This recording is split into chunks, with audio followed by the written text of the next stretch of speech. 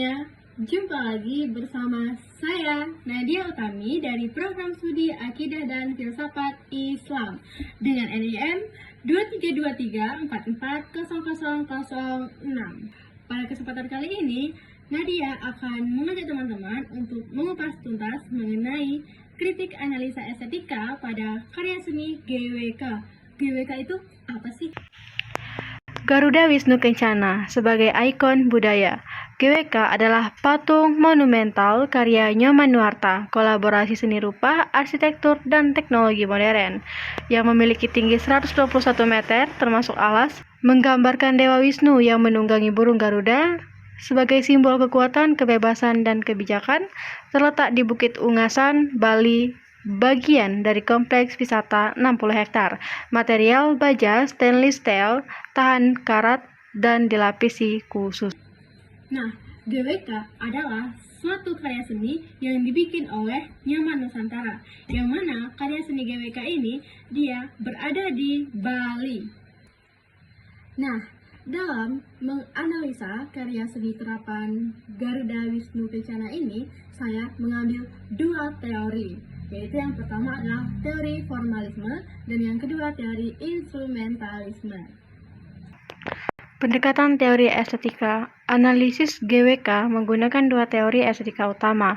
Yang pertama, Immanuel Kant, formalisme, menekankan bentuk dan struktur intrinsik karya seni sebagai sumber kenikmatan estetik. Immanuel Kant dengan teori formalismenya, dia menekankan nilai estetika itu pada bentuk dan struktur intrinsiknya. Karya seni ini sebagai sumber kenikmatan estetika, itu kata Immanuel Kant. Nah, pada karya seni GWK ini, nilai estetikanya berasal dari bentuk dan struktur intrinsiknya, seperti proporsi Wisnu yang harmonis, sayap Garuda yang dinamis, dan material baja berkilau yang menciptakan kenikmatan estetika yang murni. GWK, estetika instrumentalisme DW. GWK sebagai instrumen untuk pengalaman hidup, holistik, dan interaksi sosial. Yang pertama, instrumen budaya. Pengunjung tidak hanya melihat patung, tetapi juga berpartisipasi dalam pertunjukan budaya, refleksi spiritual, dan diskusi mitologi. Yang kedua, membangun komunitas. GWK membantu membangun komunitas, memperkuat identitas nasional melalui acara festival budaya. 3. Pertumbuhan manusia, mendorong pengunjung belajar tentang toleransi antar agama dan harmoni alam. John Dewey, dia melihat seni ini sebagai instrumen untuk pengalaman hidup yang holistik, di mana seni adalah merupakan salah satu fasilitas yang memfasilitasi interaksi masyarakat. Karya ini, dia mengimplementasikan konsep pertumbuhan dengan mendorong pengunjung untuk belajar tentang toleransi antar agama dan harmoni alam. Objek fisik dan simbol. GWK eksis sebagai objek fisik dan simbolisnya yang mewujudkan realitas mitologis Hindu. Yang pertama, bukan sekedar baja dan beton, tetapi manifestasi Dewa Wisnu dan Garuda, melambangkan kebijaksanaan, kekuatan, dan kebebasan dalam mitologi Bali.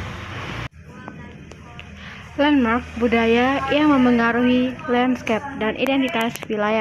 Nah, jika kita lihatnya dari aspek ontologi, GWK ini dia memberikan atau dianggap sebagai objek fisik dan simbolis yang mewujudkan realitas mitologis Hindu. Nah, yang melambangkan kebijaksanaan, kekuatan, dan kebebasan dalam mitologis Bali.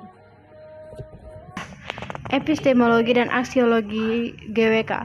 Bagaimana kita mengetahui nilai estetikanya dan nilai-nilai yang terkandung? Epistemologi, dia merupakan pengetahuan nilai estetik melalui pengalaman sensorik, skala monumental, dan intelektual. Pengalaman pragmatis melalui interaksi dan partisipasi ritual. Aksiologi, nilai intrinsik atau keindahan harmoni dan ekstrinsik, promosi toleransi budaya dan spiritualitas, pelestarian budaya Bali, dan pendidikan moral harmoni manusia alam. Nah, jika kita analisis melalui jendela epistemologi, GWK ini dia merupakan pengetahuan nilai estetika yang berasal dari pengalaman sensorik dan intelektual, serta pengalaman pragmatis melalui interaksi dan partisipasi ritual. Sedangkan kalau kita lihat dari kacamata aksiologi, GWK ini dia memberikan nilai keindahan harmoni dan promosi toleransi budaya dan spiritualitas antar masyarakat. Kesimpulannya, nilai estetika dan moral GWK ini dia menggabungkan formalisme dan instrumentalismenya Dewey, yang mana dia bisa menciptakan pengalaman seimbang antara kontemplasi murni dan fungsi sosial. Keseimbangan, dia menggabungkan formalisme dan instrumentalisme. Keindahan monumental, dia memiliki nilai estetika universal yang mendidik dan menghibur. Harmoni sosial sebagai pelestarian budaya dan harmoni manusia alam. Toleransi antar agama yang mempromosikan nilai-nilai Pancasila. Nah, kesimpulannya, GWK ini dia merupakan penciptaan pengalaman yang seimbang antara kontemplasi murni dengan fungsi sosial.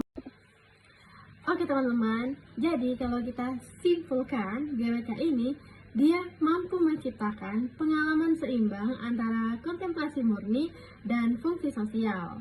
Yang mana GWK ini juga dia memiliki nilai estetika yang mendidik dan menghibur serta memiliki nilai toleransi antar masyarakat, baik itu toleransi antar agama, budaya, dan kehidupan jenis pendidikan.